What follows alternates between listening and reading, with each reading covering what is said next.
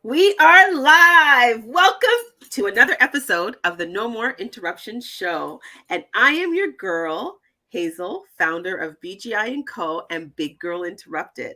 Ladies, it's time to join the conversation. In this podcast episode, we'll be exploring all areas of a woman's experience. We're talking about confidence, relationships, personal, professional, employment, education, entrepreneurship. Yeah, maybe a little sex, marriage, and divorce. There's no limits here. It's all about developing a positive mindset and becoming uninterrupted. And today I'm so excited to not only have Santasha, but she's my cousin. Absolutely. So let's get into it. Santasha, tell the people who you are and what you do. Yeah. So thank you for having me. Super excited. I absolutely love what you're doing here. My name is Santasha McNabb Moore. I am Hazel's cousin. I am also a financial coach, and I focus on helping women save, make more money. I deal with things like insurance, investments, but more importantly, giving women the education. Right? That's the biggest thing that I really focus on, because I do know that there's a huge need when it comes to the education in terms of the financial tools that we have. So that's exactly what I do. Amazing. Love it, love it, love it. Okay, so let's get into the nitty gritty. You know that at Big Girl Interrupted, we're all about becoming uninterrupted. Of course. So, and before we become uninterrupted, we're always interrupted, but with something. So, what are you currently interrupted with? I think one of the biggest things that I'm interrupted with, and I think as an entrepreneur, or even when you're stepping outside of your comfort zone, is just rejection. I think that that's the biggest thing that I am working through, like honestly, at this point in my life. And I know that in order for me to take things to the next level, I have to get over that fear of rejection. But that is the biggest thing that I'm working on right now. It's hard. Of course. I find it hard. Really, really hard. It is. And I take it personal. Yeah. I try not to. I do know. try not to take it personal. But I do, it's like all those negative thoughts, like what if they say no? What if this happens? What if this? And obviously, as things that you talk about, your thought process determines how you behave with certain things, which determines your action. So the focus right now is just like, getting those thoughts. Yeah.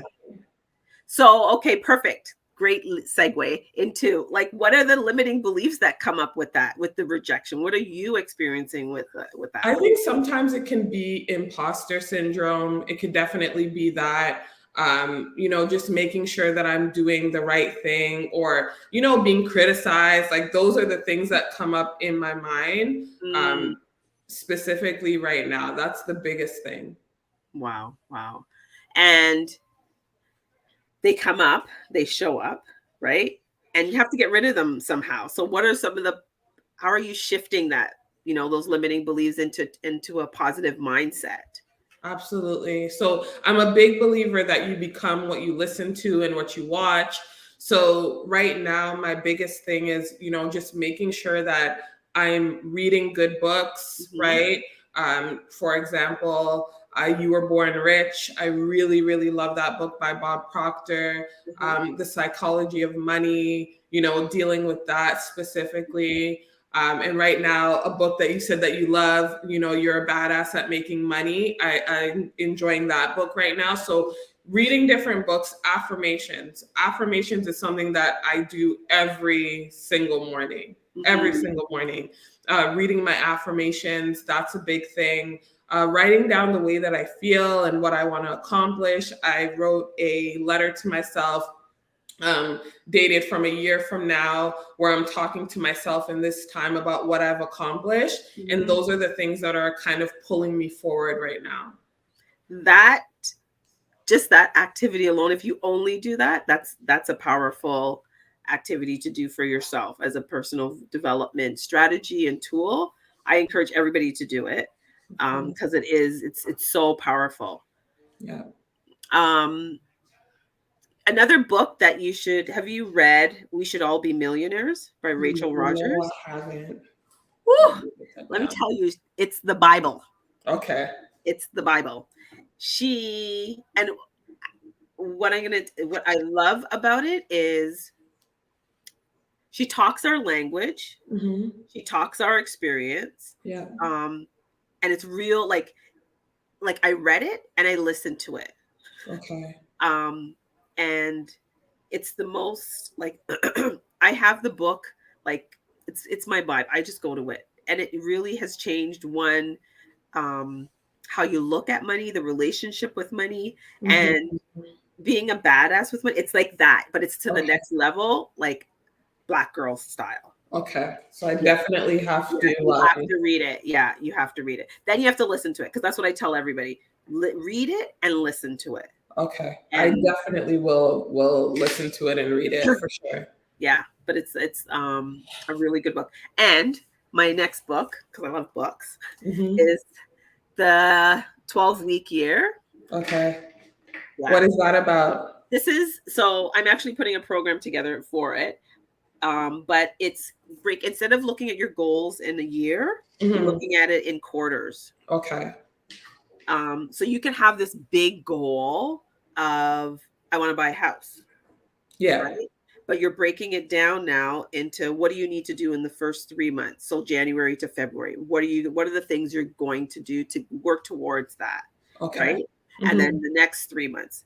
And you're celebrating. So it's almost like I don't know if you saw that in my post. I post every quarter, I celebrate.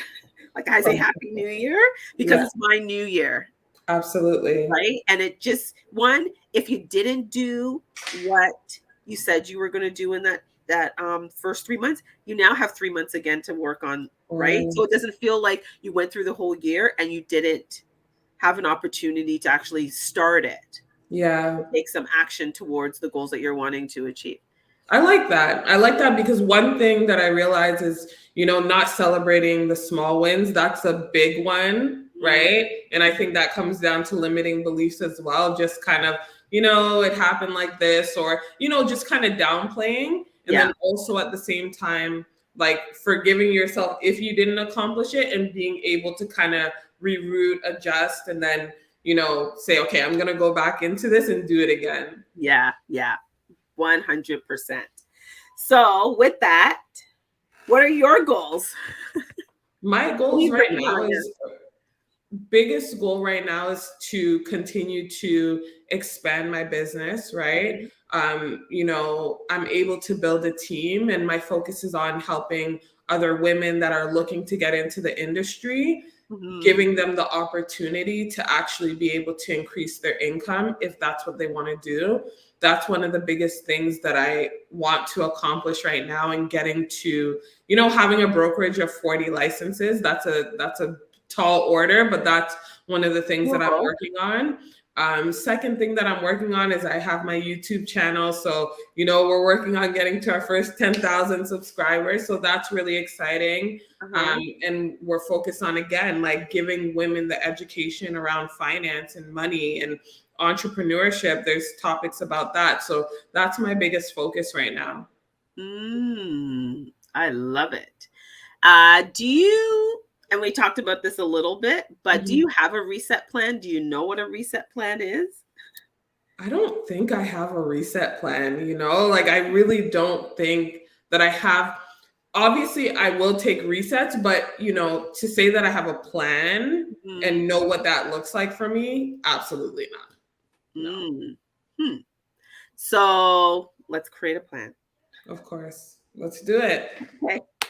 So, what are some things that you would like you really enjoy?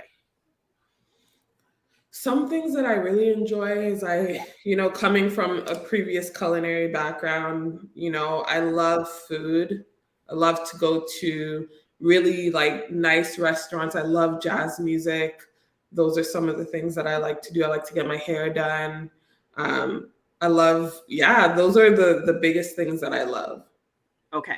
So, as I told you, the 12-year plan, like the 12, Mhm. if we broke it up into 3 months, Yeah. um, Actually, let me start with what is a reset plan, because there's somebody watching this, they may not know what a reset plan is, which That's a lot of fine. people do ask me.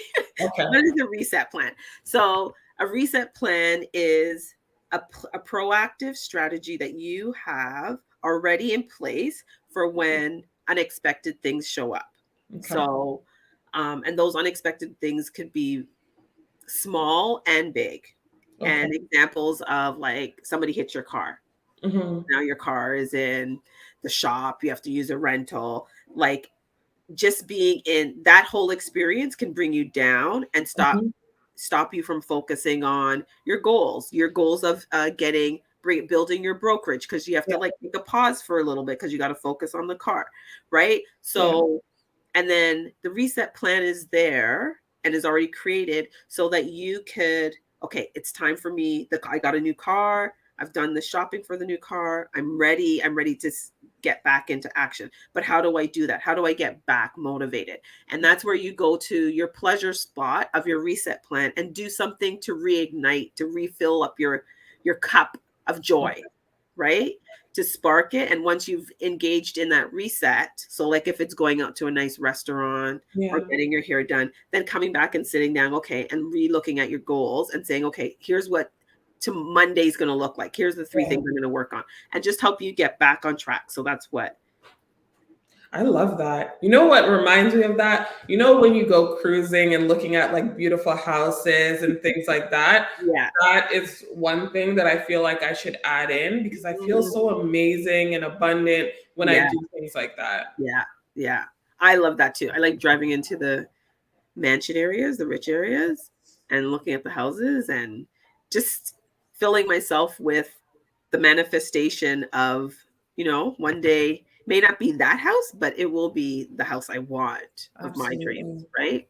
I love that. Okay, so how do you celebrate yourself?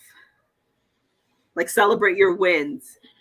That's and I know we were talking about that as well. I don't think that I really do that, you know? I'm not I think it's something that I need to work on. Mhm. I'm always focused on, okay, what's the next thing? Or sometimes I'll downplay, like what we've accomplished so far, or it's not as much as like we've wanted to accomplish so far. And Mhm. it is something that I was telling myself last week. I'm like, I really, really need to work on like celebrating the wins, Mhm. Mhm. And the small wins. the small wins. Yeah. Yeah. So, one strategy that I like to encourage people is just, like, go to the dollar store and get, like, a little bucket or a glass jar and put a Yeah. bunch of things that you like in there. So Okay. then it's random, just on a piece of paper. And Hmm. so then when you, like, let's say you onboarded another client, or, Yeah. one of your clients called you, one of your salespersons called you, and they achieved something. That's Yeah. your win as well too. So go to your jar, pull it out, do what it says. I like If it says that. go for a walk, if it says, you know, I don't know, go play cards, go play Yeah. pool, whatever, but do something to celebrate that win. I actually really, really like that. And I've never heard of this before. And I Mhm. think there's an element of surprise to it too. So it just seems so fun. Yeah, yeah. Okay. Definitely doing that. Yeah, it's a fun way to, because we need to do more of that. And we spend so much time filling up other people, looking at all the things that, and once spending so much time more focusing on our goals, that we Yeah, forget about, who's actually working on these things, of course. right? And Yes. the little wins you need to celebrate. And you know what's so interesting about you saying that? I once heard someone say that, success kind of feels like you're failing all the way there. And so when you look at people online and, all those things, like it looks like this big, grandiose things, but you don't know how it Um, felt Yeah. while they were working towards it. Yeah. Yeah. Yeah. Oh my gosh. It's so true. So 100%. true. Um, okay. So the way I like to wrap up the podcast interviews with rapid fire questions. Okay. So, what is 3 to 4 actions steps that you would recommend to a woman to take that she could take right now to becoming uninterrupted? Uninterrupted. First and foremost, what are your goals? So listing out what your goals are. Uh-huh. Number two, I would say why those goals are important to you, because you need to know that, because things are going to happen, right? Mm. Number three, I would say take action on those goals and what you need to do. And number four, I would say celebrate taking action, since we're on that right now. Okay, and someone that inspires you. Who inspires you? Can I say two? Yeah. You inspire me 100%. You know, you're always going for it and making things happen. And then my mom Oh. inspires me. You know, two beautiful Black women entrepreneurs that are going for it and making things happen. Thank you. I'm learning to accept these The praise, and yeah. you do a great job. Listen, that's for later, but yeah, some things are hard. What's a non-negotiable in your life? Non-negotiable is negative people. Mm, Yeah, I that's a agree. no-go. Yeah, Absolutely not. yeah, yeah. I will flip you real quick.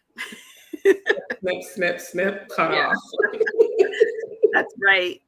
Side eye, just like Bombastic side eye. that's right. Okay, and so what's your go-to self-care activity or experience? Go-to, I don't have a real big go-to, but I would say that I enjoy sometimes, you know, just watching cooking shows. Like that's something that, you know, to wind down, just watch cooking shows. I really enjoy it. So maybe that would be it. Mm, that's your aunt downstairs. Great cook. Yes, Yeah, absolutely. yeah, she'll watch cooking shows all day. Oh my gosh.